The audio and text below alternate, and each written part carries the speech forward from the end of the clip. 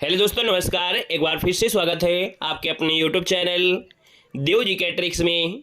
तो दोस्तों, यहाँ पर देख सकते हैं एलटी ग्रेड की आपकी जो हिंदी की क्लास है वो रात में 9:30 बजे आपकी होती है और बेहतर आपके कंटेंट के साथ हो रहा है। और हम आपको समय समय पर आपको रिवीजन भी कराते हैं। यहाँ पर देख सकते हैं कि आज पूरे 120 क्वेश्चन आपके होंगे जो कि मॉडल पेपर है। और हमारी दूसरी सीरीज जो चलती है वो आपकी पीवाई की क्वेश्चन की आपकी है, जिसको लगभग लगभग हमने 80% तक पूरा आपका हिंदी साहित्य आपको कवर कर दिया है। और देखा जाए तो आपके जो यहाँ पर आपकी थ्योरी है वो भी आपकी इसमें कवर हो रही है। तो आप लोग एलटी ग्रेड की अगर तैयारी कर रहे हैं बेहतर तरीके से तो आप लोग चैनल को सब्सक्राइब कर लीजिएगा और प्लेलिस्ट के माध्यम से हर एक वीडियो को आप लोग देखते चलिएगा। एक बार, दो बार, तीन बार उसका रिवीजन करते चलिएगा, क्योंकि जो भी आपको मिलेगा पेपर में वो आपको यहीं से आपको मिलने वाला है। खास करके जो आपको हम पीवाईकी वाली सीरीज है, टॉपिक वाइज क्लास दे रहे हैं, उनको आप लोग जरूर देखिएगा, क्योंकि वहीं से आपके क्वेश्चन मिलेंगे। आप कोई भी मॉडल पेपर सॉल्व करिएगा, चाहे कोई भी मॉडल पेपर हो, है ना, आप सॉल्व करिएगा। उसको पढ़ने के बाद आपके उस टॉपिक से एक भी क्वेश्चन बाहर नहीं जाएगा, ठीक है ना। बाकी हमारे ऐप से नहीं जुड़े हैं तो ऐप में आपको देखिए सब पूरी व्यवस्था आपकी है। मात्र 99 रुपए में आपके एलटी ग्रेड की जिम्मेदारी है कि आपका एग्जाम निकलेगा, क्योंकि हम आपको वो कंटेंट दे रहे हैं विश्वास के साथ और शॉर्ट तरीके से दे रहे हैं। और आप पेपर में, आप कोई भी पेपर लगाइए, आपको हमारे नोट से सब क्वेश्चन लगभग आपको मिलेंगे। तो इसलिए यहाँ पर आप लोगों को हमारे ऐप से जुड़ना है। तो ऐप में जुड़कर आप और भी अच्छी तरीके से तैयारी कर सकते हैं। मात्र 99 रुपए में आपको ये सब व्यवस्था आपको है। प्रिंटेड हाईलाइट नोट्स आपके हैं। यहाँ पर देखा जाए तो आपको 3D नोट्स, आपको जो कवि रचनाएं हैं, है ना, टेस्ट सीरीज आपके 25 एग्जामों की है। साथ में यहाँ पर देखा जाए पीवाई की जो सीरीज है, क्लास नोट्स आपकी है ना, टेस्ट सीरीज आपके 25 एग्जामों की। आप UP TET, C TET, LT grade, इन सब की आप पेपर देते हैं तो भी आपको यहीं से आपको सब कुछ मिलेगा। 2000 ऑब्जेक्टिव क्वेश्चन है, तो ये सब व्यवस्था आपको 99 में है। तो ऐप को डाउनलोड करिए, है ना, लिंक डिस्क्रिप्शन बॉक्स में है, वहां से आप लोग डाउनलोड करके इसके बाद ऐप में जाइए और हिंदी साहित्य वाली पीडीएफ परचेज करिएगा, ठीक है ना। तो चलिए, सभी को गुड इवनिंग, नमस्ते, जय हिंद, राधे राधे। चलिए भैया, पहला क्वेश्चन आपकी स्क्रीन पर और आपसे कह रहा है तुलसीदास किसकी काव्य रचना है। वन का ऑप्शन देना है कि तुलसीदास किसकी काव्य रचना है। तो आपका आंसर क्या हो जाएगा सर? ये है आपके सूर्यकांत त्रिपाठी निराला है, यानी ये छायावाद के सबसे महत्वपूर्ण कवियों में इनका नाम आता है। और इनके बारे में हमने आपको डिटेल में आपको छायावाद के बारे में बता दिया है। तो आप कहेंगे तुलसीदास किसकी काव्य रचना है, तो आपकी सूर्यकांत त्रिपाठी निराला की हो जाएगी। बाकी इनकी रचना आपने जानते हैं, जैसे अनामिका है, आपकी परिमल है, कुकुरमुत्ता है ना, इनकी महत्वपूर्ण कृतियां हैं। यहाँ पर अगला क्वेश्चन दिया गया है कि राम की शक्ति पूजा किसकी काव्य रचना है। राम की शक्ति पूजा किसकी काव्य रचना है, लेकिन आपसे पूछा है किस श्रेणी की कविता है। तो याद रखना ये लंबी कविता है, यानी लंबी कविता है ना, जो कि यहाँ पर देखा जाए सूर्यकांत त्रिपाठी निराला की ये रचना है। ये लंबी कविता में आपकी आती है और जो अनामिका नामक काव्य संग्रह है उसी में आपकी संकलित की गई है। तो आपका जो आंसर आपका हो जाएगा यहाँ पर आपका बी नंबर राइट हो जाएगा, याद रखना है। जैसे सरोज स्मृति हो गया, तोड़ती पत्थर हो गया, प्रेयसी और रेखा सची, आपकी इनमें आपकी आती है लंबी कविता में। अगला दिया है कला और बूढ़ा चांद के लेखक कौन है। तो कला और बूढ़ा चांद के लेखक इनमें से कौन हो जाएंगे। तो आप कहेंगे सर ये आपके सुमित्रा नंदन पंत हो जाएंगे, यानी ऑप्शन आपका भी हो जाएगा सुमित्रा नंदन पंत, जिन्हें प्रकृति का सुकुमार कवि कहा जाता है ना। और देखा जाए तो भैया यहाँ पर इनकी जो रचना है ये एक नाटक संबंधी आपका है। और भी इनकी रचनाएं आपकी हैं, युगवाणी भी आपकी है, युगांत भी है, ग्राम्य है, चिदम्बरा है, इनकी कुछ रचनाएं हैं। यहाँ पर दिया गया है निम्नलिखित में से कौन सी रचना महादेव वर्मा की नहीं है। तो महादेव वर्मा की रचना की बात करते हैं तो आप कहेंगे सर यामा भी है, आपकी दीपशिखा है, निर्जय है, आंगन के पार द्वार नहीं है। अब आप बताइए कि आंगन के पार द्वार किसकी है। अज्ञे जी की है। किसके हैं? तो अज्ञे जी की है। अज्ञे जी की आपकी ये रचना है, ये याद रखना है, ठीक है ना। और याद होगा कि यामा के लिए इनको ज्ञानपीठ पुरस्कार मिला था, है ना, यामा के लिए इनको ज्ञानपीठ पुरस्कार मिला था, ये भी याद रखना है। सर अगला पॉइंट दिया गया है कि जयशंकर प्रसाद की किस कृति को पहले ब्रजभाषा में बाद में खड़ी बोली में रूपांतरित किया गया था। तो 5 नंबर की बात करते हैं तो आप कहेंगे सर ये है आपका प्रेम पथिक हो जाएगा।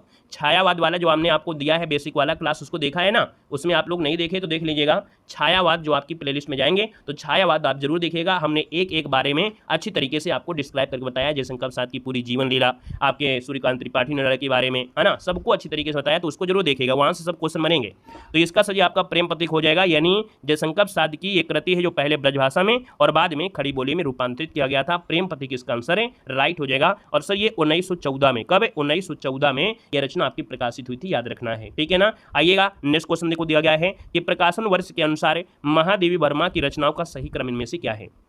तो देखो सबसे पहले इनकी रचना है निहार। है ना। अगर आपसे पूछे महादेवी वर्मा की पहली रचना कौन है, निहार थी। याद रखना निहार है, और निहार जो आपकी आई थी इसका मतलब है ये ऑप्शन तो यहाँ से हटा दीजिए और ये ऑप्शन हटा दीजिएगा। निहार जो आपकी है सर, निहार के बाद देखा जाए रश्मि आई थी, रश्मि के बाद नीरजा, यानी देखिए ऑप्शन नंबर आपका डी आ रहा है। याद रखिए निहार जो आपकी थी 1930 में, फिर रश्मि आपकी 32 में, नीरजा आपकी 34 में और दीप शिखा आपके यहाँ पर 42 में, यानी 1942। ठीक है ना, तो ये याद रखना ऑप्शन डी हो जाएगा। भारत दुर्दशा किसकी रचना है, आप कहेंगे सर भारत दुर्दशा, और ये जो आपकी है भारतेंदु हरिश्चंद्र की है, यानी सर जी ऑप्शन नंबर आपका बन जाएगा कौन है, बी नंबर इसका राइट हो जाएगा। जो कि यहाँ पर देखा जाए तो यहाँ पर जो ऑप्शन आ गया है भारत दुर्दशा यानी आपके भारतेंदु हरिश्चंद्र, तो इनके द्वारा और भी आपके नाटक हैं, जैसे आपका अंधेर नगरी, वैदिकी हिंसा हिंसा ना भवती, है ना। साथ में देखा जाए तो नील देवी, चंद्रावली, इन्हीं के बहुत महत्वपूर्ण आपके नाटक हैं।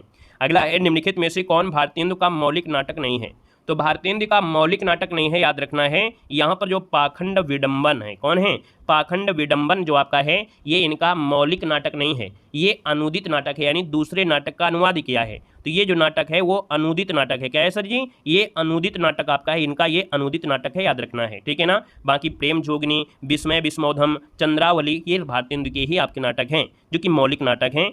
इनमें से कौन सी भारतेंदु की रचना नहीं है, तो देखो भैया भारतेंदु की कौन सी रचना नहीं है, तो हमने कहा सर यहाँ वैदिकी हिंसा हिंसा ना भवती, विशस विस्मोधम और बादशाह दर्पण भी है, लेकिन पद्मावती, ये पद्मावती तो मलिक मोहम्मद जायसी की है ना, ये किसकी है, तो आपकी ये जायसी की है, याद रखना है, ये आपकी जायसी की हो जाएगी, याद रखना है। क्लियर हो गया है। अगला क्वेश्चन देखो दिया गया है, अतीत के चलचित्र किसकी रचना है, अतीत के चलचित्र रचना किसकी है, महादेवी वर्मा की है, यानी ऑप्शन नंबर आपका 20 का राइट हो जाएगा, महादेवी वर्मा हो जाएगा। बाकी इनकी रचना में स्मृति की रेखाएं, मेरा परिवार, है ना। यहाँ पर जो आपका आंसर दिया गया है वो ऑप्शन नंबर आपका बी के साथ है, राइट हो जाएगा, याद रखना है। आइएगा नेक्स्ट क्वेश्चन को आते हैं। क्वेश्चन दिया गया है कि कौन सी कृति मोहन राकेश की नहीं है, कौन सी कृति मोहन राकेश की नहीं है, 11 नंबर आपसे कह रहा है। तो सर जी याद रखना है, आषाढ़ का एक दिन दिया है, लहरों के राजा हंस याद अधूरे हैं तो हैं, लेकिन कन्यादान नहीं है ना, याद रखिएगा। जो आपका कन्यादान है ये मोहन राकेश का नहीं है, कन्यादान जो नाटक है विजय तेंदुलकर का है, किसका है, ये आपके विजय तेंदुलकर का है, ऑप्शन आपका बी बनेगा।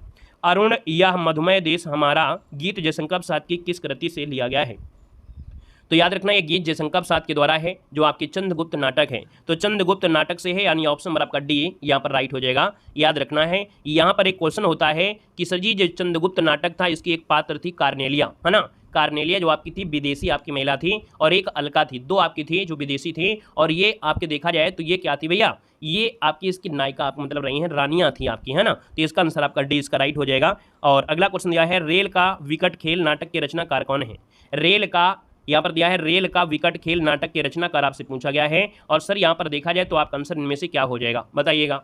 यहाँ पर जो क्वेश्चन दिया गया है इसका आंसर बताइएगा, सभी लोग कमेंट करिएगा। यहाँ पर जो आपसे दिया गया है, आपसे क्वेश्चन दिया गया है रेल का विकट खेल नाटक के रचनाकार, सर जी 13 नंबर का ऑप्शन आपका सी हो जाएगा। सर ये बालकृष्ण भट्ट आपके हैं, कौन है, बालकृष्ण भट्ट, जिसका ऑप्शन आ रहा है यहाँ पर आपका सी नंबर है, और राइट आंसर आपका इसका हो जाएगा। और यहाँ पर देखिए अगला क्वेश्चन दिया गया है, कह रहा है सर जी अजगर करे न चाकरी, पंछी करे न काम, दास मालुका कह गए सबके दाता राम, यानी एक नाम ही आपको मिल गया होगा दास मालुका। तो सर ये आपके दास मलूक दास की है, यानी आंसर आपका हो जाएगा सी नंबर, ये मलूक दास का ये दोहा है, याद रखना है।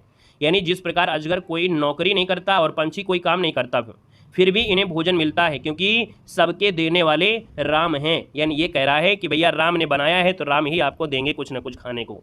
निम्नलिखित में से संत काव्य परंपरा के अंतर्गत न आने वाले कवि का नाम बताना है, तो यहाँ पर देखो नहीं पूछ लिया है ना आने वाले, तो हमने कहा संत में आपके कबीरदास हैं, दादू दयाल भी हैं, गुरु नानक भी हैं, लेकिन जो नंददास हैं, क्या है सर जी, ये जो आपके नंददास हैं ना, ये संत परंपरा में नहीं आते हैं, याद रखना है। ये नंददास भक्ति शाखा में है, जो आपकी अष्टछाप के कवि में आते हैं, ठीक है ना। अगला क्वेश्चन देखो दिया है, कंजूस और सोना किसकी रचना है, कंजूस और सोना किसकी रचना है, तो सर जी 16 नंबर का ऑप्शन बनेगा सी नंबर है, ये अज्ञे जी की है, याद रखना है।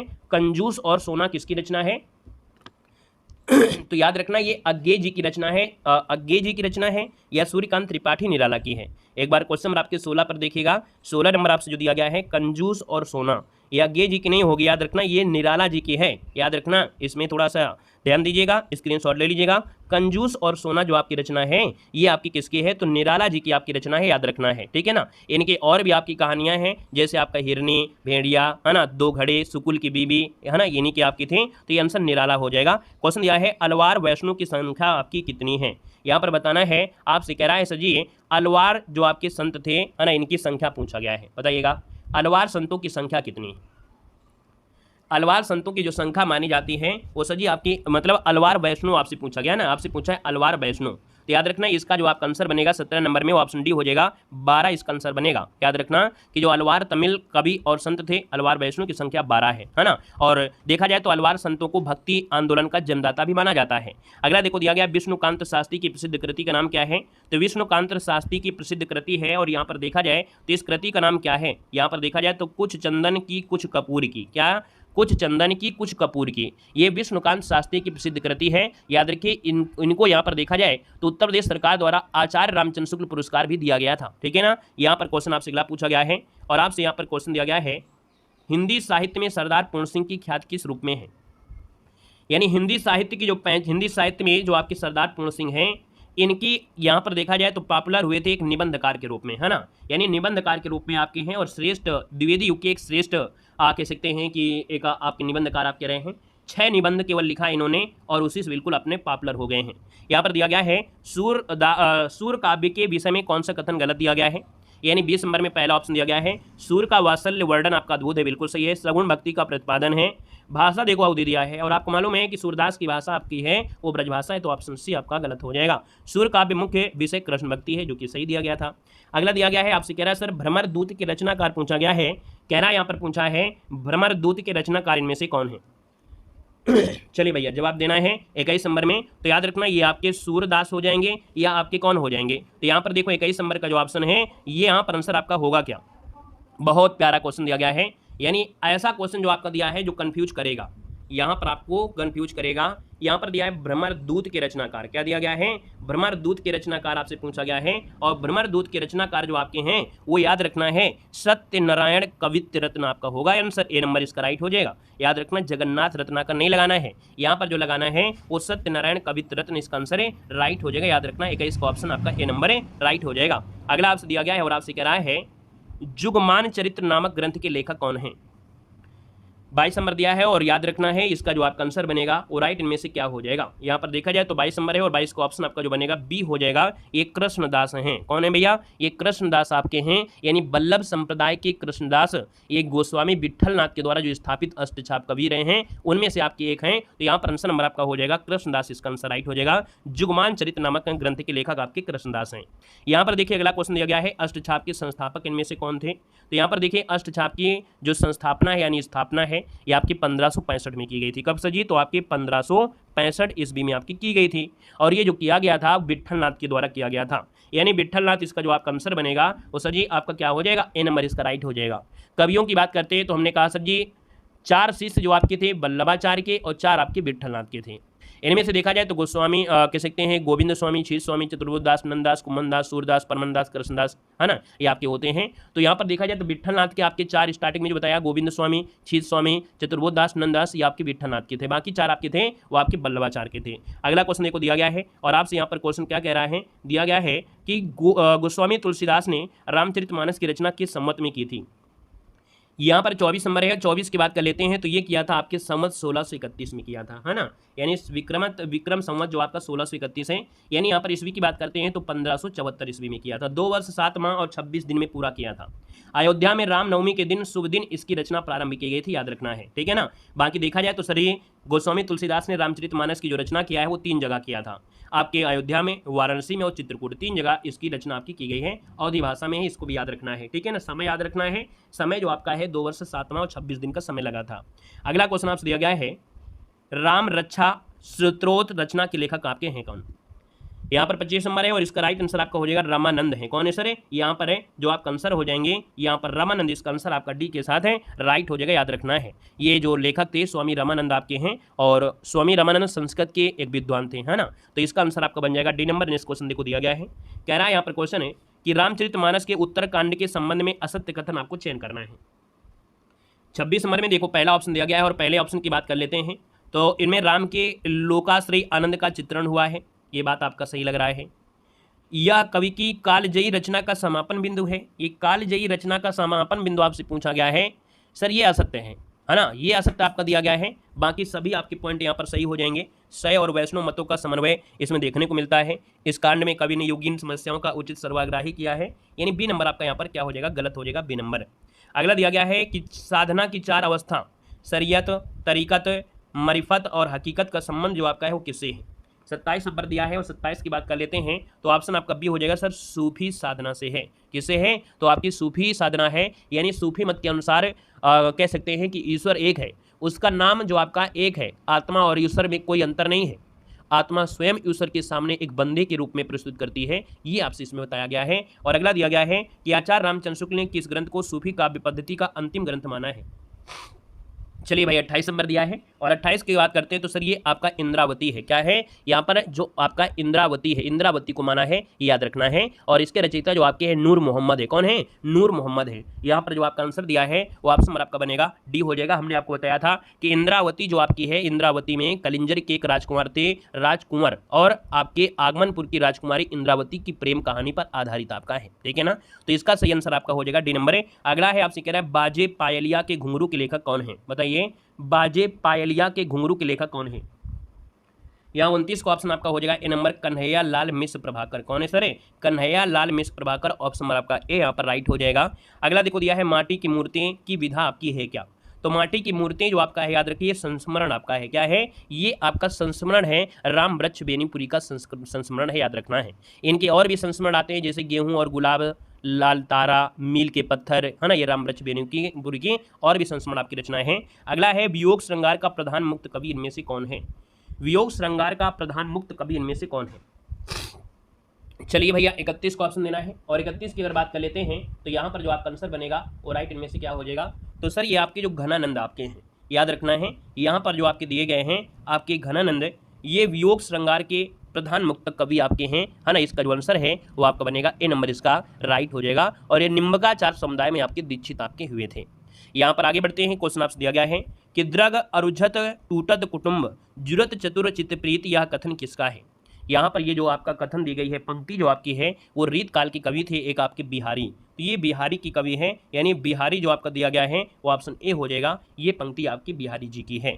इनमें से किस कवि की प्रेमिका का नाम सुजान था, बताइएगा। यहाँ पर देना देखिएगा 33 नंबर में हमने जीवन परिचय आपको पढ़ाया था और कहा था कि घनानंद और सुजान की प्रेम कहानी, है ना, यानी कि आपका आंसर सी नंबर है, यहाँ पर राइट हो जाएगा, याद रखना है ना। यहाँ पर जो वियोग आपका है, वियोग श्रृंगार, इसलिए इन्होंने वर्णन किया है। घनानंद के जितनी भी रचना है उनमें कहीं ना कहीं आपकी वियोगता आपको देखने को मिलेगी। इसमें सुजान नामक जो लड़की है उससे आपकी प्यार करते हैं, है ना, और यहाँ पर दरबार में गाना भी गाता है, इन्हीं के कहने पर, राजा के कहने पर नहीं गाते हैं।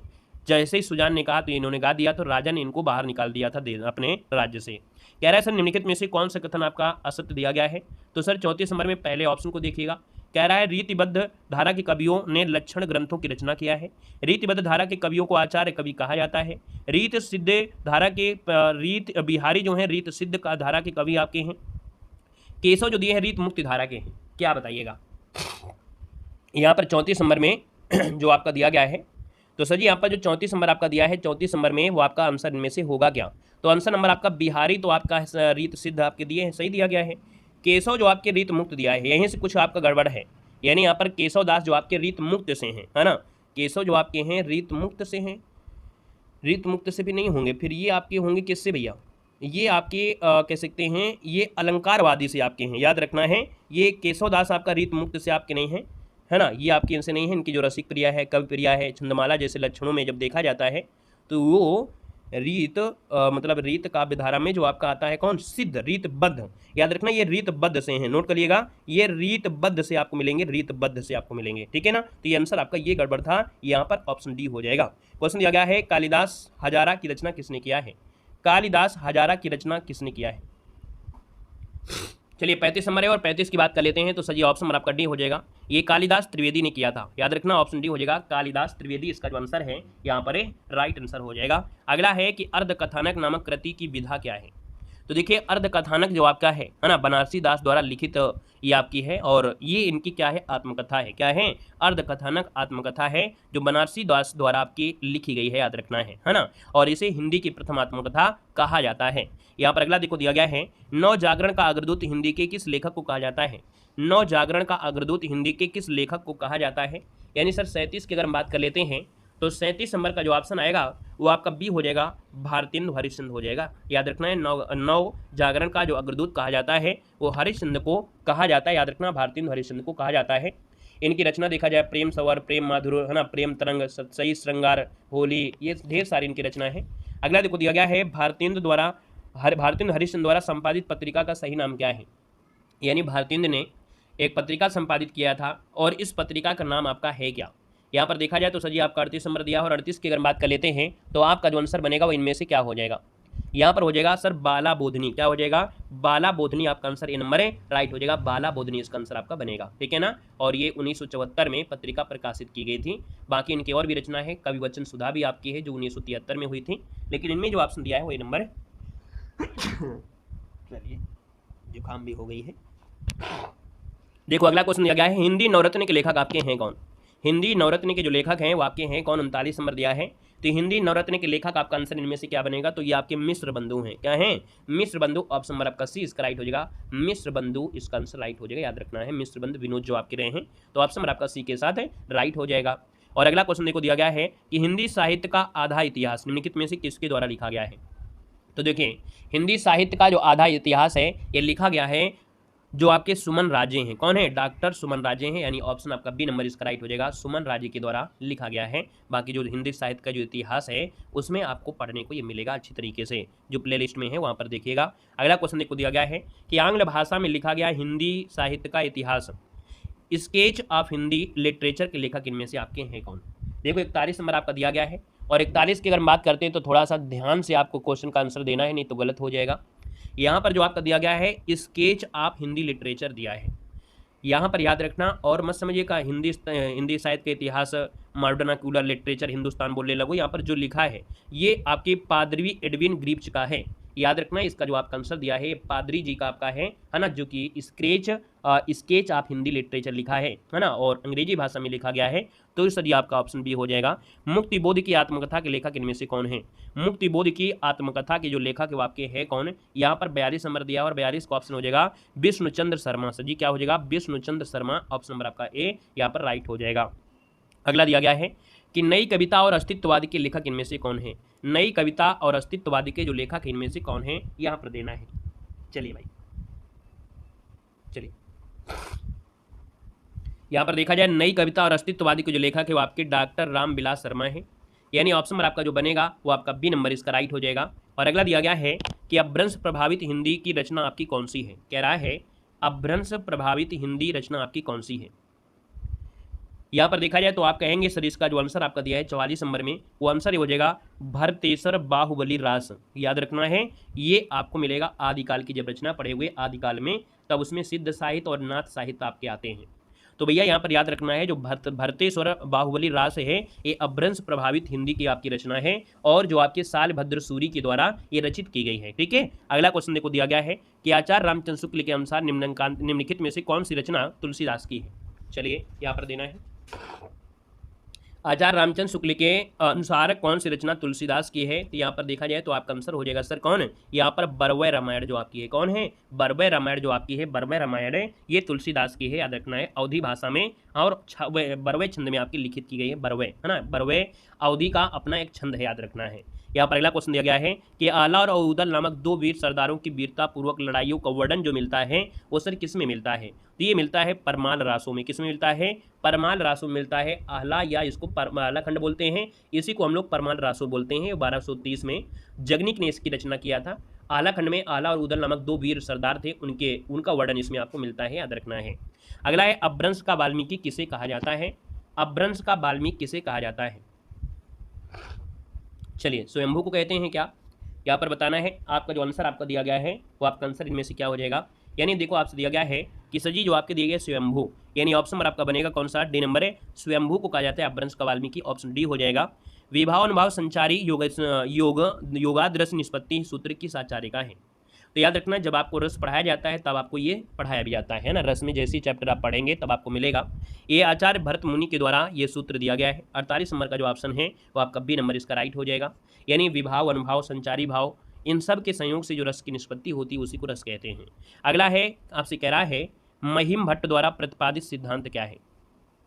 तो 49 नंबर दिया गया है। और महिम भट्ट के द्वारा प्रतिपादित सिद्धांत का नाम है अनुमानवाद। क्या नाम है? अनुमानवाद है, यानी आपका आंसर ए नंबर इसका राइट हो जाएगा, अनुमानवाद हो जाएगा, याद रखना है। ठीक है, चलिए अगला क्वेश्चन दिया गया है। कह रहा है, दिया गया है ध्वन्यालोक किस तत्व से संबंधित कह सकते ग्रंथ है? ध्वन्यालोक किस तत्व से संबंधित ग्रंथ है? देखिए 50 नंबर दिया है, और 50 की अगर बात कर लेते हैं तो सर आपका जो आंसर बनेगा वो डी हो जाएगा, ध्वनि से हो जाएगा। हमने आपको previous year question LT grade का सॉल्व कराया था, वहाँ पर आपको हमने पढ़ाया भी है। ठीक है ना, तो आपको प्रीवियस ईयर या हम जितनी भी क्लासें आपको देते हैं उनको आप पढ़ते चलिएगा। यानी एक आनंदवर्धन के बारे में हमने बताया था कि आनंदवर्धन द्वारा ये रचित ग्रंथ है जिसको बोलते हैं ध्वन्यालोक। ठीक है ना, ये जो आपका ग्रंथ है वो किसका है? तो आपके आनंदवर्धन का है, और ये आपके ध्वन्यालोक ध्वनि से संबंधित है। यानी आनंदवर्धन ने अपने ध्वन्यालोक ग्रंथ में ध्वनि को काव्य का विशिष्ट तत्व बताया है। ठीक है ना, तो यहाँ पर आपका अगला क्वेश्चन दिया गया है, सतपुड़ा के जंगल किसकी रचना है? सतपुड़ा के जंगल किसकी रचना है? 51 नंबर की अगर बात कर लेते हैं तो साथ ही याद रखना है, यहाँ पर जो आंसर बनेगा वो आपका हो जाएगा भवानी प्रसाद मिश्र का हो जाएगा। यानी यहाँ पर देखा जाए तो आपका आंसर हो जाएगा भवानी प्रसाद मिश्र, इसका आंसर आपका ये नंबर है, राइट हो जाएगा। नेक्स्ट क्वेश्चन देखो दिया गया है, और आपसे कह रहा है नई कविता की प्रमुख प्रवृत्ति कौन सी है? तो नई कविता की प्रमुख प्रवृत्ति पूछा गया है। याद रखना, नई कविता में जो देखने को मिलता है वो उन्मुक्तता मिलता है। यानी यहाँ पर देखा जाए तो सर जी आपका जो आंसर दिया गया है 52 नंबर में वो ऑप्शन आपका हो जाएगा उन्मुक्तता। यानी नई कविता ये भारतीय स्वतंत्रता के बाद लिखी गई उन कविताओं को कहते हैं जिनमें परंपरागत कवियों में से आगे नए भावों को अभिव्यक्त करती है ना, नए मूल्यों को करती है, नए शिल्प प्रधान का अन्वेषण करती है, तो उनको ये कहा जाता है। और इसको प्रयोगवाद के बाद हिंदी कविता जो नवीन द्वारा विकसित हुई है, तो इसलिए ऑप्शन आपका बी बनेगा। संसद से सड़क तक के रचनाकार जो आपके हैं इनमें से कौन है? यहाँ पर देखा जाए 53 नंबर में, तो सर याद रखना है आपके धूमिल आपके हैं। संसद से सड़क तक ये कवि धूमिल की रचना है, याद रखना है। इनका जो वास्तविक नाम था वो सुदामा पांडे था ना, सुदामा पांडे था। और अगला देखो दिया गया है, नरेश मेहता को ज्ञानपीठ पुरस्कार किस रचना के लिए प्राप्त हुआ था? यहाँ पर 54 नंबर दिया है, और 54 का ऑप्शन आपका बनेगा तो जी संपूर्ण रचना कर्म के लिए। किसके लिए मिला था? 1992 में नरेश मेहता को जो ज्ञानपीठ पुरस्कार मिला था, इनकी संपूर्ण रचना कर्म के लिए दिया गया था, है ना, यानी किसी विशेष के लिए नहीं दिया गया, संपूर्ण इन्होंने जीवन में साहित्य सेवा किया उसके हिसाब से इनको मिला था। यहाँ पर अगला क्वेश्चन आपसे दिया गया है कि धर्मवीर भारती की काव्यकृति कनुप्रिया में किसका वर्णन हुआ है? धर्मवीर भारती की काव्यकृति कनुप्रिया में किसका वर्णन हुआ है, ये देना है। तो देखिए 55 नंबर दिया है, और 55 का ऑप्शन हो जाएगा राधा के नवीन रूप का वर्णन हुआ है। किसके बारे में? यानी कृष्ण की प्रिया प्रिया जो आपकी राधा की भावना, संवेदना, प्रेम के विभिन्न आयाम है ना, उनका वर्णन हुआ है। तो इसका आंसर आपका हो जाएगा ए नंबर हो जाएगा। अगला है ताई कहानी के लेखक इनमें से कौन है? यहाँ पर देना है, आपसे कह रहा है कि ताई कहानी के जो लेखक वो आपके हैं कौन? सर जी 56 नंबर दिया गया है, और 56 की अगर हम बात कर लेते हैं तो आपका जो आंसर बनेगा वो आपका डी हो जाएगा, ये विशंभर नाथ शर्मा है। क्या है? याद रखना है, ताई कहानी के जो लेखक आपके हैं वो विशंभर नाथ शर्मा, इसका जो आंसर दिया है यहाँ पर राइट हो जाएगा, याद रखना है। ठीक है ना, और यहाँ पर अगले पॉइंट में आते हैं। अगला पॉइंट आपसे दिया गया है, कह रहा है झबरा कुत्ता प्रेमचंद की किस कहानी का पात्र है? झबरा कुत्ता जो आपका है, झबरा कुत्ता ये प्रेमचंद की जो कहानी थी पूस की रात, है ना, पूस की रात। तो यहाँ पर आंसर जो आपका बनेगा वो सर बी नंबर इसका राइट हो जाएगा। पूस की रात कहानी का ये पात्र आपका रहा है, याद रखना है। पूस की रात में झबरा कुत्ता, हल्कू, मुन्नी, है ना, ये आपको मिलेंगे। अगला दिया है, इनमें से शिव मूर्ति की कहानी आपकी नहीं है, यानी 58 नंबर दिया गया है। तो 58 नंबर में याद रखना है, शिव मूर्ति की कहानी में अकर्मक क्रिया नहीं आती है, यानी ये सर रचना है, अकर्मक क्रिया व्याकरण नहीं है, याद रखना। अकर्मक क्रिया ये शिव मूर्ति की कहानी नहीं है। तो इसका जो आपका आंसर दिया है वो आपका आंसर क्या हो जाएगा सर? डी नंबर है, यहाँ पर राइट हो जाएगा। और इसके जो आपके रचनाकार हैं, अकर्मक क्रिया के जो रचनाकार हैं वो सेरा यात्री आपके हो जाएंगे, सेरा यात्री, ये आपका होता है, शॉर्टकट में नाम होता है। अगला है कि अरुण और मधुलिका किस कहानी के पात्र हैं? देखो दिया है, अरुण और मधुलिका किस कहानी के पात्र हैं। यहाँ पर देखा जाए तो सर आपने कहानी पढ़ा होगा पुरस्कार कहानी, तो पुरस्कार कहानी में सर याद रखना है जयशंकर प्रसाद की ये कहानी है, और इसमें पात्र जो अरुण और मधुलिका आपके हैं, यहाँ पर आंसर आपका डी इसका राइट हो जाएगा। अगला देखो दिया गया है, और आपसे कह रहा है दामुल का कैदी के लेखक आपके कौन है? देखो दामुल का कैदी के जो लेखक हैं यहाँ पर 60 नंबर में, वो राइट आंसर इनमें से क्या हो जाएगा? तो सर जी इसका जो आपका आंसर है वो आपका सी हो जाएगा, ये आपके प्रेमचंद हो जाएंगे। यानी दामुल का कैदी के जो लेखक आपके हैं वो मुंशी प्रेमचंद है। मुंशी प्रेमचंद की और भी कहानियां हैं, जैसे पंच परमेश्वर, बूढ़ी काकी, मंत्र, ईदगाह, शतरंज के खिलाड़ी, सवासार गेहूं, है ना, आत्माराम ठाकुर का कुआं, पूस की रात, नमक का दरोगा, ये ढेर सारी आपकी है ना, कफन, ये निके हैं। यहाँ पर अगला क्वेश्चन देखो दिया गया है, रुकोगी नहीं राधिका, ये उपन्यासकार आपसे, रुकोगी नहीं राधिका की उपन्यासकार में से आपकी कौन है? चलिए 1 का ऑप्शन देना है, रुकोगी नहीं राधिका की उपन्यासकार में से कौन है, 1 का ऑप्शन देना है। तो 1 की अगर बात करें, मतलब 61 नंबर की बात कर लेते हैं, तो सर आपका जो आंसर बनेगा इनमें से क्या हो जाएगा, यहाँ पर ये उषा प्रियंवदा है। क्या है? उषा प्रियंवदा, यानी ऑप्शन नंबर आपका डी यहाँ पर राइट हो जाएगा। निम्नलिखित में से मैथिली शृंगगुप्त की कौन सी रचना नायिका प्रधान नहीं है? यानी सर 62 नंबर की अगर बात कर लेते हैं, तो सर 62 नंबर के इनमें से राइट आंसर आपका क्या हो जाएगा? चलिए 62 नंबर है। चलिए याद रखना है कि मैथिली शृंगगुप्त की कौन सी रचना नायिका प्रधान नहीं है, यानी इसमें नायिका पर फोकस आपका नहीं है। तो याद रखना है जिसके नायक लक्ष्मण आपके हैं, यानी ये सर आपके कौन थे? पंचवटी थे। ऑप्शन नंबर आपका बी नंबर इसका राइट हो जाएगा कि पंचवटी में नायिका प्रधान नहीं है, पंचवटी नायक प्रधान है। यानी ये जो रचना आपकी है वो नायक प्रधान आपकी है, नायक प्रधान आपकी रचना है। यानी सर जी पंचवटी जो आपकी है, पंचवटी जो आपकी रचना है, इसमें नायक लक्ष्मण है। यानी यशोदा में महात्मा गांधी गौतम बुद्ध की पत्नी यशोधरा का वर्णन है ना। हर चीज में कहीं ना कहीं आपकी स्त्रीलिंग है, लेकिन इसमें नायक जो आपकी प्रधान है वो आपकी लक्ष्मण है। ये ऑप्शन आपका बी हो जाएगा, नायक प्रधान आपके है। अगला क्वेश्चन देखो दिया गया है कि मैथिली शृंगगुप्त ने इतिहास के उपेक्षित नारी पात्र को निम्न पुस्तक में प्रतिष्ठित किया है। यानी यहाँ पर देखा जाए सर जी 63 नंबर में, तो आपका जो आंसर हो जाएगा 63 नंबर में ऑप्शन आपका डी हो जाएगा, साकेत में किया है। यानी यहाँ पर समझिएगा कि मैथिली शृंगगुप्त ने इतिहास में उपाचित नारी पात्र यानी उर्मिला की बात हुई है। साकेत में याद होगा कि लक्ष्मण की पत्नी थी उर्मिला, ठीक है नहीं? याद है कि नहीं? आपको याद है या पहली बार पढ़ रहे हैं? तो याद रखना है लक्ष्मण की पत्नी उर्मिला थी, है ना। लक्ष्मण की जो पत्नी थी उर्मिला, ये साकेत नामक पुस्तक में है और इनके बारे में पूरी तरीके से आपको जानकारी है। ये ऑप्शन आपका डी के साथ हो जाएगा। कह रहा है सर जी चाक उपन्यास की लेखिका आपकी कौन है? चाक उपन्यास की जो आपकी लेखिका है वो आपकी सर जी इनमें से है क्या? यानी कि अगर हम बात कर लेते हैं तो आपका आंसर है यहाँ पर क्या हो जाएगा? तो चाक उपन्यास की लेखिका कौन है? 64 नंबर आपसे पूछा गया है। तो 64 नंबर की बात कर लेते हैं, तो चाक उपन्यास की लेखिका मैत्री पुष्पा है। कौन है? मैत्री पुष्पा। यानी आपका आंसर क्या हो जाएगा? मैत्री पुष्पा ए नंबर है, यहाँ पर राइट हो जाएगा। तो जी क्वेश्चन दिया गया है इलाचंद जोशी के उपन्यास जहाज का पंछी को किस श्रेणी में रखा जा सकता है? सर 65 नंबर की बात कर लेते हैं, तो जहाज का पंछी, है ना, ये आपके इलाचंद जोशी का उपन्यास है जहाज का पंछी। ये किस श्रेणी में आपका है? यानी यहाँ पर देखा जाए तो आपके सर ये आत्मकथात्मक श्रेणी में आता है। किसमें आता है? तो आत्मकथात्मक श्रेणी में आता है। यानी आपका जो आंसर बनेगा वो राइट आंसर क्या हो जाएगा? आत्मकथात्मक। इसका आंसर राइट हो जाएगा जहाज का पंछी, इलाचंद जोशी। कह रहा है सर जी दहेज और बेमेल विवाह की समस्या प्रेमचंद ने अपने किस उपन्यास में उठाई है? यहाँ पर देखा जाए सर आपके 66 नंबर में, तो आपका जो आंसर बनेगा वो डी हो जाएगा, निर्मला में आपको मिलेगा। किसमें मिलेगा सर? यहाँ पर याद रखना है कि प्रेमचंद ने अपने उपन्यास निर्मला में दहेज और विवाह, है ना, यानी बेमेल विवाह की समस्या को दिखाया है। तो याद रखिए इसका आंसर आपका डी हो जाएगा। सर जी सेवा सदन में आपका है क्या?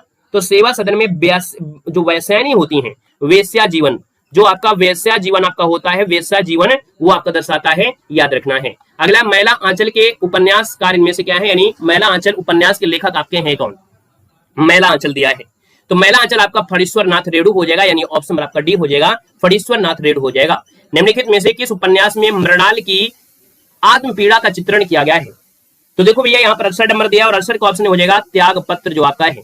यानी यहाँ पर देखा जाए त्याग पत्र किसका है? जैनेन्द्र कुमार का है। किसका है? तो आपके जैनेन्द्र कुमार का है, ये जैनेन्द्र कुमार का है, याद रखना है जैनेन्द्र कुमार का आपका हो जाएगा, है ना। और याद रखना है मृणाल नामक एक भाग्यहीन युवती थी, उनकी आत्मपीड़ा का इसमें चित्रण किया गया है। यानी उपन्यास का जो प्रकाशन है 37 में आपका हुआ था। तो सर जी यहाँ पर देखा जाए तो ऑप्शन नंबर आपका फर्स्ट हो जाएगा। निम्नलिखित में से किस उपन्यास का कथानक भारत पाकिस्तान विभाजन पर आधारित नहीं है? तो हमने बताया था कि कुछ आपकी ऐसी रचनाएं हैं जो भारत पाकिस्तान के विभाजन पर आपकी बनी है, जिनमें से कुछ आपकी रचना में से जैसे आपका सच दिया गया है, तमस दिया गया है, आधा गांव दिया गया है और कर्मभूमि है। लेकिन झूठा सच जो आपका दिया है वो सर आपकी यशपाल की है। किसकी है? झूठा सच जो आपका है यशपाल का है। तो ये विभाजन पर आधारित आपका उपन्यास है, यहाँ पर नहीं होगा, याद रखना है। क्लियर हो गया है? तो यहाँ पर देखा जाए तो आपका आंसर सर जी क्या हो जाएगा? फर्स्ट नंबर है, यहाँ पर आपका राइट हो जाएगा, याद रखना। इसमें राजनीतिक वगैरह इसमें आपका हुआ है, इसमें जो तत्कालीन राजनीतिक समस्या वगैरह थी इस पर आपका है। अगला दिया है श्रीलाल शुक्ल की जो रचना है वो आपकी कौन है?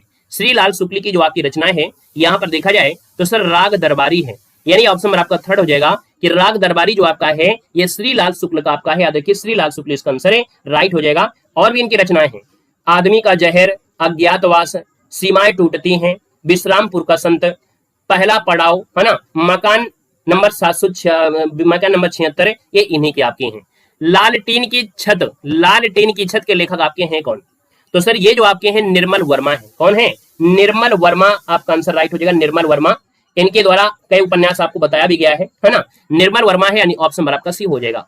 रजिया बेगम किसकी रचना है? रजिया बेगम किसकी रचना है, रजिया बेगम किसकी रचना है, यहाँ पर जवाब देना है। तो सर रजिया बेगम जो आपका है किशोरी लाल गोस्वामी का है, किसका है, रजिया बेगम जो आपका है ये सर आपका देखा जाए तो रजिया बेगम, जिंदे की लाश है ना, ये शीश महल, ये लीलावती है ना, ये जो आपकी है ये किशोरी लाल गोस्वामी। ऑप्शन नंबर आपका बी के साथ है राइट हो जाएगा। क्वेश्चन नंबर आपका दिया है आखिरी चट्टान रचना के लेखक आपके कौन है। सभी को वेलकम है, सभी का स्वागत है, बहुत बहुत अभिनंदन है। आखिरी चट्टान रचना आपसे पूछा गया है, यहाँ पर देखा जाए तो आपका आंसर इनमें से क्या हो जाएगा, आखिरी चट्टान रचना के लेखक कौन से हैं। तो सर जी याद रखना ये आपका आंसर हो जाएगा मोहन राकेश है। कौन है यहाँ पर आखिरी चट्टान रचना के जो लेखक हैं वो आपके कौन है, यहाँ पर देखा जाए तो मोहन राकेश यात्रा व्रत से जुड़ी है ना, इनकी रचनाएं जो आपकी हैं यात्रा व्रत से आपकी जुड़ी है, याद रखना है। तो आंसर आपका फर्स्ट इसका राइट हो जाएगा। अमृत राय की एक रचना बहुत पूछी जाती है, कलम का सिपाही, क्या बोलते हैं सर, कलम का सिपाही बोलते हैं। यानी यहाँ पर देखा जाए तो आपसे जो क्वेश्चन पूछा गया था वो ए नंबर हो जाएगा। हिंदी भाषाई राज्य के अंतर्गत कौन सा राज्य नहीं आता है, तो हिंदी भाषाई राज्य के अंतर्गत कौन सा आपका नहीं आता है, यहाँ पर जो आपका आंसर देना है वो आपका आंसर इनमें से राइट क्या हो जाएगा, यहाँ पर जवाब देना है। चलो चलिए बहुत अच्छे, मतलब कुछ ना कुछ तो परिवर्तन हो रहा है, सुधार हो रहा है। देखो सुधार होगा, हिंदी साहित्य है, 15-20 दिन आप मेहनत करोगे तो आपकी सुधार आ जाएगा पहले से, है ना, क्योंकि अब आप थोड़ा सा लेवल की तैयारी कर रहे हैं। देखो हिंदी भाषी राज्य के अंतर्गत कौन सा राज्य नहीं आता है, तो हमने कहा हिंदी के अंतर्गत आपके 10 राज्य हैं, लेकिन इसमें जो महाराष्ट्र सर ये मराठी बोली जाती है, यानी ये तो आपके मराठी में आपका आ जाता है ना, तो ये इसका आंसर सर जी क्या हो जाएगा, डी के साथ हो जाएगा। संविधान के किस अनुच्छेद में हिंदी को राजभाषा और इसकी लिपि देवनागरी को स्वीकार किया गया है, यानी सर देखा जाए तो आप कहेंगे 343 है, यानी आपका आंसर सर जी क्या हो जाएगा, सी नंबर इसका राइट हो जाएगा। ठीक है ना, यहाँ पर दिया है निम्नलिखित में से कौन सी बोली उत्तर प्रदेश में आपकी बोली जाती है, तो सर उत्तर प्रदेश में जो आपकी बोली जाती है ना, तो आप कहेंगे सर कन्नौजी बोली आपकी है, यहाँ पर देखा जाए तो कन्नौजी आपका आंसर डी नंबर इसका राइट हो जाएगा। बांगरू तो आपकी इसमें आएगी नहीं, हरियाणा साइड में आपकी चली जाएगी, है ना, बुंदेली आपकी बुंदेलखंड में आपकी चली जाती है, हड़ौती राजस्थान में चली जाती है, बांगरू हरियाणा में चला जाता है। सर जी कौन सी प्राचीन भाषा आपकी नहीं है, तो सर यह प्राचीन भाषा आपकी नहीं है, यहाँ पर अगर बात कर लेते हैं तो आप कहेंगे सर जो पंजाबी है ना ये प्राचीन भाषा में नहीं आती है, अब ब्रज प्राकृत संस्कृत आपकी आती है, इसको ऑप्शन बी बनेगा। पंजाब में हिंदी का प्रचार किसने किया था, ये ग्रामर पोर्शन है ना, पंजाब में हिंदी का प्रचार किया था किसने, तो श्रद्धा राम फुल्लौरी, ऑप्शन आपका बी बनेगा। हिंदी भाषा में हस्त स्वरों की संख्या जो आपकी है कितनी है, तो याद रखना है हस्त स्वरों की संख्या 4 होती, छोटा बड़ा छोटी और ऋषि, यानी ऑप्शन आपका बी बनेगा। निम्न में से दंत वर्ण आपका कौन सा है, यानी ऐसे वर्ण को बोलने पर क्या होता है मालूम है कि जीभ आपके दांत को स्पर्श जरूर करती है ना, और सजी यहाँ पर देखा जाए तो जीभ आपके दांत को करेगी, यानी ता वर्ग, और ता वर्ग में सजी आपका साभी तो होता है, इसमें सजी आपका साभी तो आपका होता है ना, तार तो होता ही होता है, बाकी सजी आपका सा भी आपका इसमें आपका होता है ना, यानी उस व्यंजन सा का भी उच्चारण स्थान आपका इसी होगा, तो ए नंबर इसका राइट हो जाएगा। सर जी अनुनासिक वर्ण क्या है, पंचमा अक्षर अनुनासिक वर्ण होता है, और पंचमाक्षर कौन सा है, तो आप कहेंगे सर सी नंबर इसका हो जाएगा। एक हमने मैराथन क्लास आपको दिया एलटी ग्रेड के लिए, एलटी ग्रेड का कंप्लीट सिलेबस की मैराथन 4 घंटे की आपकी है, जो कि हिंदी के ग्रामर पोर्शन को कवर करती है, उसको आप प्लेलिस्ट में से देख लीजिएगा। सर जी यशोदा हरिपाल ने झुलावे हलरावे दुलरावे अब जो एक सोई कुछ कुछ गावे, तो सर जी ये आपसे रस पूछा गया है, तो जसोदा मैया है और झुलना है ना, झुला रही हैं, यानी सर्वासल आंसर है बी नंबर हो जाएगा। अद्भुत रस का स्थायी भाव क्या होता है, तो अद्भुत रस का सर स्थायी भाव क्या होता है, यानी आप 83 नंबर दिया गया है, तो आप कहेंगे अद्भुत का सर जी आपका विस्मय होता है, क्या होता है, अद्भुत का सर जी विस्मय आपका होता है। ठीक है, दूसरे के उत्कर्ष को न सहकर उसकी निंदा करना, यानी जब कोई व्यक्ति बढ़ रहा होता है तो भैया उसके उत्कर्ष को नहीं देख पाता है ना, उसकी और निंदा करने लगता है, यानी सर यहाँ पर देखा जाए तो आपका आंसर क्या हो जाएगा, तो यहाँ पर जवाब आपका डी हो जाएगा, असूया कहते हैं। क्या बोलते हैं, याद रखिए किस प्रकार का संचारी भाव है, तो ये असूया होता है, यानी 84 का आंसर आपका हो जाएगा। उत्कर्ष को न सहकर उसकी निंदा करें, यानी असूया जानते हो, असूया आपने शब्द पढ़ा तो है, लेकिन इसका एक और अर्थ होता है ईर्ष्या। क्या होता है, ईर्ष्या होता है। अब तो मन आ गया ना, आप जान गए सर जी ईर्ष्या जो होता है ना, ईर्ष्या को ही असूया कहते हैं। याद रखिए ऑप्शन आपका डी बनेगा। कह रहा लट लटकान मनोमत मधुप गण मादप मधुपिये, पंक्ति में आपसे वर्णों की आवृत्ति के कारण अनुप्रास अलंकार हुआ है, तो कोई दिक्कत नहीं है। ला वर्ण यहाँ पर है, मा वर्ण आपका सजी यहाँ पर आपका दिया गया है, और सजी यहाँ पर देखा जाए तो ला मा और सजी कुछ है क्या, यहाँ पर और कुछ दिख रहा है, कहेंगे दो ही आपकी चीजें हैं, ऑप्शन आपका बी नंबर इसका राइट हो जाएगा। नीर भरे नैना रहे तौना प्यास बुझाए, यानी आपके आंखों में अगर आंसू आ रहे हैं तो क्या आपके आंखों में आंसू आने से आपको प्यास बुझ जाएगी, बुझ जाएगी क्या भाई, नहीं बुझेगी। कोई मछली है अगर वो तालाब में है, पानी में है, फिर भी प्यासी है, यानी आपने ये भी उदाहरण पढ़ा होगा कि पानी बीच मीन प्यासी, पानी बीच मीन प्यासी मोहि सुन सुने आवे हंसी, है ना, यानी यहाँ पर कारण है, यानी यहाँ पर क्या है, कारण मौजूद है फिर भी काम नहीं हो रहा है। यानी सर पैसे आपके पास हैं लेकिन फिर भी आपको नौकरी नहीं मिल रही है क्योंकि जुगाड़ अच्छा नहीं है। तो सर ये क्या होता है, विशेष होता है, यानी सर ये विश्वोक्त अलंकार हो जाएगा, ऑप्शन सी बन जाएगा, ठीक है ना। और इसका उल्टा होता है, विभावना होता है कि कारण ना हो काम हो जाए, यानी आपका पैसा महीना देना पड़े और काम हो जाए। बिन पैर सुने बिन काना, है ना, बिन पैर, है ना, बिन कान सुने बिन काना, यानी बिना कान के सुन पा रहा है, बिना पैर के चल पा रहा है, वो विभावना होता है। लेकिन सर जी यहाँ पर पानी है फिर भी आपको प्यास बुझा नहीं पा जा रही है, पानी है फिर भी मछली प्यासी रह जा रही है, वो विश्वोक्त होता है। बात के होते हैं पहले शब्द से शुरुआत होती है और अंत भी आपका उसी शब्द से होता है, उसी शब्द से। तो ये बनती कैसे है सर जी, इसमें आपके दोहा और रोला होते हैं। क्या होते हैं, याद रखना है कि दोहा और रोला को मिलाने से आपकी बनती है, यानी पहले 4 चरण दोहा के और अंतिम के 2 होते हैं रोला के होते हैं, है ना। तो ये आंसर आपका ये हो जाएगा। सर जी सोरठा के प्रथम चरण में कितनी मात्रा होती है, तो सोरठा दोहे का उल्टा होता है, और जब दोहे का उल्टा होता है तो आपको याद है कि पहले और तीसरे में 13 होती है दोहे में, और दूसरे चौथे में 11 होती हैं। तो जब सर जी उसका उल्टा करोगे तो वो आपकी पंक्ति बदल जाएगी, और जब पंक्ति आपकी बदल जाएगी यानी आप कहेंगे सर इसका आंसर आपका बी हो जाएगा। सर जी मतयंगंद, मदनी मत गयंद में कितने वर्ड होते हैं, हमने आपकी एक नोट्स भेजा था टेलीग्राम पे, भेजा था, वहां पर आपको ये मिला होगा, टेलीग्राम पे हमने भेजा है, नहीं देखा है तो आप जरूर जाइएगा। याद रखिए इसमें 23 वर्ड आपके होते हैं। कितने होते हैं सर, याद रखना है कि छंद में 7 भगण होते हैं और 2 गुरु के क्रम में 23 वर्ण होते हैं। ये आंसर आपका सी हो जाएगा। ये वर्णिक छंद है, यानी यहाँ पर वर्णों की गिनती होती है, इसलिए सर इसको वर्णिक छंद कहते हैं। सर जी कह रहा है कि निश्चल का संविच्छेद आपसे पूछा गया है कि निश्चल का सही संविच्छेद इनमें से क्या हो जाएगा। 91 की अगर हम बात कर लेते हैं तो याद रखना है यहाँ पर जो दिया है निह धन छल, यानी फर्स्ट नंबर इसका राइट हो जाएगा, निह धन छल इसका हो जाएगा, निश्चल दिया गया है। सत धर्म दिया है तो सत धन धर्म होता है, और सत धन धर्म होता है तो ऑप्शन डी हो जाएगा। यानी यहाँ पर देखा जाए द का परिवर्तन आपकी एक इसमें ता में होगा, व्यंजन संधि राइट हो जाएगा। सूक्ति का संविच्छेद पूछा गया है तो सुधन उक्ति होता है, यानी छोटा की मात्रा, छोटा की मात्रा, बड़ा की मात्रा हो जाएगी। तो सर जी आपका आंसर फर्स्ट हो जाएगा, यानी सूक्ति जिसको ऑप्शन आ रहा है ये राइट आंसर हो जाएगा, बड़ा की मात्रा है, यानी सर यहाँ पर दीर्घ स्वर संधि राइट हो जाएगा। क्लियर है। द्वंद्व समास में कौन सा पद आपका प्रधान होता है, तो द्वंद्व समास में दोनों पद प्रधान होते हैं, द्वंद्व समास में दोनों पद प्रधान होते हैं, यानी पूर्व पद और उत्तर पद, यानी ऑप्शन आपका सी राइट हो जाएगा। प्रत्यंग की समास का उदाहरण आपका है, यानी आपसे पूछा गया प्रत्यंग। अब आप ये बताइए कि सर जी प्रत्यंग समास पूछा गया है, प्रत्यंग, तो आप इसको तोड़ सकते हैं क्या, कहेंगे जरूर तोड़ सकते हैं। प्रति निकलेगा, यानी इसका पहला शब्द प्रति निकलेगा, और प्रत्येक अंग दिया है, यानी प्रत्येक अंग दिया प्रति हो जाएगा उपसर्ग, और आपका आंसर आपका विभव समास है, राइट हो जाएगा। त्रिशंकु होना इसका अर्थ क्या होता है, त्रिशंकु होना इसका सही अर्थ इनमें से क्या हो जाएगा सर, 96 नंबर दिया है।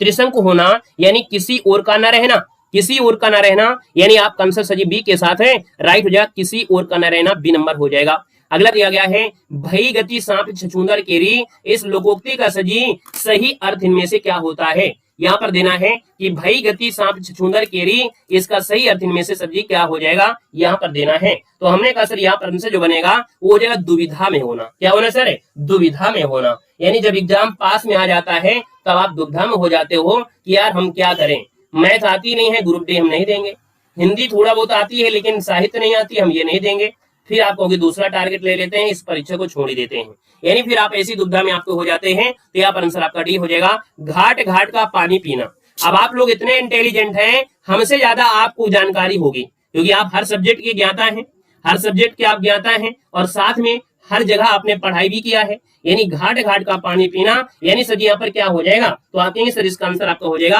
अनेक क्षेत्रों का अनुभव हो जाएगा, यानी ऑप्शन ए नंबर राइट हो जाएगा। क्लियर है सर। अगला पॉइंट दिया है निम्नलिखित में से कौन सा शब्द तद्भव आपका नहीं है, तो हमने कहा जहां भी चांद की बिंदी आपको मिल जाए वो तद्भव होता है, तो ये तद्भव आपका है, ये भी तद्भव है, और कान भी है, अधर नहीं आपका होगा, यानी सर ये ऑप्शन आपका बी यहाँ पर राइट हो जाएगा, बी नंबर हो जाएगा। भैया सेशन को लाइक शेयर कर भी दीजिएगा, है ना, जितने भी साथी यहाँ पर जुड़े हैं एक बार सेशन को भी लाइक शेयर कर दीजिएगा, ठीक है ना। यहाँ पर जो दिया है निम्नलिखित में से कौन शब्द आपका तत्सम नहीं है, तो तत्सम नहीं है, हमने कहा देखो जहां रा लगा हो, ये देखो रा लगा है, यहाँ भी रा लगा है, सर जी पनिप है और आपका पंख दिया गया है, यानी सर 100 की बात करते हैं तो पनिप जो आपका दिया है पानिप, ये तद्भव नहीं है, ये सब तद्भव नहीं, ये तत्सम आपका है। तो याद रखना इसका आंसर आपका हो जाएगा कौन है, सॉरी तत्सम नहीं, यानी ये तद्भव आपका है, आंसर आपका सी हो जाएगा, राइट हो जाएगा। ठीक है। अगला क्वेश्चन देखो दिया है, अच्छा कुछ लोग यहाँ पर डी भी दे रहे हैं, पंख होता है कीचड़ होता है, पंख जो आपका होता है वो कीचड़ होता है। यहाँ पर आगे बढ़ते हैं, इनमें से कौन सा तत्सम आपका नहीं है, यानी तत्सम नहीं है तो आप कहेंगे सर गायक है, नायक है, सावक है और उपखान दिया गया है। और खा जो आपका है अधिकतर आपको मिलता नहीं है, यानी खा जो आपका दिया है वो तो अधिकतर आपको मिलता नहीं है, यानी खा शब्द आपके तद्भव में ज्यादा से ज्यादा मिलता है, क्योंकि खा का परिवर्तन छा में तत्सम में आपको मिलता है। तो सजी ऑप्शन आपका डी हो जाएगा। सजी दिया गया है निम्नलिखित में से कौन सा तद्भव आपका नहीं है, यानी तद्भव नहीं है 102 नंबर, बताइएगा। बहुत प्यारा क्वेश्चन दिया गया है कि सजी कौन तद्भव नहीं है। तो देखो ये उपज है, उपला है, उपाल भी, लेकिन तद्भव शब्द जो दिया है ना ये तत्सम आपका है। तत्सम तद्भव आप पढ़ते हैं ना, तो याद रखना जो तद्भव शब्द आपका है, बहुत अच्छा क्वेश्चन है। तद्भव शब्द जो दिया है ना ये तत्सम आपका है। क्या है सर, ये याद रखना है, ये तत्सम आपका है। याद रखना ये क्या है, ये तत्सम आपका है, याद रखना है, नोट कर लीजिएगा कि तद्भव शब्द तद्भव नहीं है, ये शुद्ध शब्द आपका है जो संस्कृत भाषा से लाया गया है। तो ये तत्सम आपका है, याद रखना, इसका ऑप्शन बी हो जाएगा। ठीक है ना, अच्छा क्वेश्चन है, कभी कभी दिमाग में उल्टा समझ लेते हैं तो गलती होती है। कौन सा शब्द आपका तत्सम नहीं है, यानी यहाँ पर देखा जाए सर जी कौन सा तत्सम नहीं है, तो हमने कहा सर जी रा लगा है, यानी ये तत्सम आपका है। कुंकड़ भी आपका अड़ा है, तत्सम है। पंचम अक्षर आपका है, ये भी आपका है। उलझन आपका नहीं होगा, यानी सरे उलझन आपका नहीं होगा, याद रखना उलझन आपका नहीं होगा। अगला दिया गया कौन शब्द आपका तत्सम नहीं है, तो चलिए देखो चैत है, ज्येष्ठ है, आषाढ़ है और फाल्गुन है। तो हमने कहा सर जी यहाँ पर देखा जाए तो ता का परिवर्तन त्रा में होता है, यानी चैत का होता है चैत्र, यानी त्रा परिवर्तन हो जाता है, इसलिए आपका आंसर नंबर ये आपका तद्भव है। इसका जो आपका होता तो आपका चैत्र हो जाता। सर क्या हो जाता, चैत्र हो जाता। वह शाम को घर आएगा, वाक्य में वृत्ति के आधार पर कौन सा भेद है, वह शाम को आएगा, तो ऐसा तो नहीं है कि सर जी नहीं आएगा, वो शाम को आएगा तो आएगा, ये निश्चय है। जब भी किसी की बात की जाए वो निश्चय होता है। यानी मोदी जी अगर कानपुर के लिए बोला जाए कि मोदी जी 25 तारीख को कानपुर आएंगे तो आएंगे, तो आएंगे 100% आएगा, चाहे वो एरोप्लेन से आए और बारिश होगी तो चाहे वो गाड़ी से आए, यानी समझ गए ना, ये निश्चय आपके होते। तो ऑप्शन आपका बी हो जाएगा, राइट आंसर है। वह भोजन बनाता है, वाक्य में कौन सा पक्ष है, वह भोजन बनाता है, वाक्य में कौन सा पक्ष है सर, यहाँ पर बताइए आंसर क्या हो जाएगा। तो भैया याद रखना वह भोजन बनाता है, यहाँ पर जो आंसर होगा वो राइट आंसर क्या हो जाएगा, यहाँ पर देना है। थोड़ा नया क्वेश्चन आपको जरूर मिलेगा, तो ये याद रखना ये वह भोजन बनाता है। अब बताइएगा इसका आंसर क्या किया जाएगा, तो इसको आप डायरेक्ट नोट कर लीजिए, आवृत्ति मूलक होता है। क्या होता है सर, ये आवृत्ति मूलक होता है, इसको आपको नोट करना है, स्क्रीनशॉट लेना है। तो जी से और द्वारा जो आपका से कामा के द्वारा जो होता है वो किसका होता है, यहाँ पर देखा जाए ये परसर्ग जो होता है एक करण होता है, करण से कामा द्वारा, यानी ऑप्शन आपका बी हो जाएगा। वीर शब्द का स्त्रीलिंग क्या होता है, तो सर वीर शब्द का स्त्रीलिंग होता है वीरांगना। क्या होता है, वीरांगना, ऑप्शन आपका ए नंबर इसका राइट हो जाएगा। अगला क्वेश्चन को दिया गया है, अगर ना आए तो कोई दिक्कत नहीं है, हम आपको नंबर दे देंगे, ठीक है ना। ऐसा कैसे नहीं हो सकता कि आए ना आप, अगर आप हमारे यहाँ पर मेहनत कर रहे हैं तो आपको आएगा जरूर। सर्वदा एक वचन रहने वाला शब्द कौन सा है, यानी सर एक वचन में ही जो रहता है, और एक वचन में जनता, या देखिए भीड़, जनता, ये हमेशा एक वचन में ही रहती है, नोट कर लेना। ये जनता तो ढेर सारी दिखती है, लेकिन जनता शब्द का प्रयोग हम एक वचन में ही करते हैं, आपका बी हो जाएगा। अपने जीवन पर लिखी गई जो आपकी कथा होती है, तो भैया अपने जीवन पर जो आपकी कथा है ना उसको हम बोलते हैं आत्मकथा, ऑप्शन डी बनेगा। पुस्तकीय शब्द में प्रत्यय पूछा है तो आपके एक मूल शब्द निकलेगा पुस्तक, और ई जो निकलेगा, ई निकलेगा वो सर आपका हो जाएगा क्या, प्रत्यय, यानी आपका आंसर सी हो जाएगा, राइट। अगला देखो दिया है, दिए गए विकल्पों में से कौन सा विकल्प है स्मरण का विलोम है। स्मरण मतलब जानते हो याद रखना, तो इसका विलोम हो जाएगा विस्मरण, यानी ऑप्शन आपका सी इसका राइट हो जाएगा। दिए गए विकल्पों में से कौन सा विकल्प है जो संक्षिप्त का विलोम होता है, यानी सर संक्षिप्त का विलोम होता है क्या, आप कहोगे संक्षेप में पढ़ाओ, हम कहेंगे हम विस्तार में पढ़ाएंगे, तो आपका आंसर डी हो जाएगा, विस्तृत हो जाएगा। समानार्थी शब्द के आधार पर यमुना शब्द के लिए जो सही पर्यायवाची आपकी है वाक्य है क्या, यानी कि अगर बात कर लेते हैं तो यमुना का परिचय कृष्णा दिया गया है, ठीक है, सूर्य सुता दिया गया है, ठीक है, तटनी तो आपका नहीं होता है, ये आपका नदी का होता है। सही बी नंबर आपका सही हो जाएगा, कालिंदी, कृष्णा, सूर्य सुता, ऑप्शन आपका बी बनेगा। सर अगला पॉइंट आपसे पूछा गया है और आपसे क्या क्वेश्चन दिया गया है इसको भी आपको देखना है। निम्नलिखित शब्दों में से सही अर्थ भेद आपसे पूछा गया है, यानी सही अर्थ चंचल और चंचला दिया गया है। अब आप ये बताइए कि सर जी जो चंचल आपका दिया है, चंचल और चंचला दिया है, तो चंचल मतलब आपका क्या हो सकता है, चंचल बिजली को कहते हैं विद्युत, और चंचला मतलब होता है गतिशील। सही जवाब आपका बी के साथ है, राइट हो जाएगा। सर जी सह अपस्यता का हिंदी अनुवाद क्या होता है, सह अपस्यत का हिंदी में अनुवाद इनमें से क्या हो जाएगा, तो सह मतलब होता है वह, है ना, अपश्यत मतलब आपका देखना, यानी वह देखना तो होगा नहीं, इसका मतलब आपका सी हो जाएगा उसे देखना। क्या? उसे देखना, क्योंकि सा का एक अर्थ उसे भी होता है या उसने देखा। तो इसका आंसर आपका क्या हो जाएगा सर? सी नंबर इसका राइट हो जाएगा, उसने देखा। क्या बोलेंगे? उसने देखा। अगला क्वेश्चन आपसे दिया गया है, लड़का जा रहा है। लड़का जा रहा है, तो भैया लड़का जा रहा है यानी लड़का मतलब बालका, है ना। जा रहा था यानी था शब्द आपका दिया है, तो वह गच्छाम पे होगा नहीं, गच्छन्ति नहीं होगा। गच्छति दिया है लेकिन इसम दिया है, तो आप कहेंगे सर पहला ऑप्शन हो जाएगा बालका गच्छत इसम, यानी आंसर आपका फर्स्ट नंबर है, राइट हो जाएगा। अगला देखो दिया है, आपसे कह रहा है किरातार्जुनीयम किसकी रचना है। ये जो आपकी रचना है वो भारवी जो आपके कवि थे, इन कवि की आपकी है। ये महाकाव्य जो आपके, ये जो आपके है ना, ये महाकाव्य यानी महाकाव्य किरातजुर्नियम, ये भरावी की रचना आपकी है, महाकाव्य है, याद रखना है। 18 सर्गों में यहाँ पर वीर रस की इसमें प्रधानता मिलेगा। अगला देखो दिया गया है कि आत्मनेपदी धातु आपका नहीं है।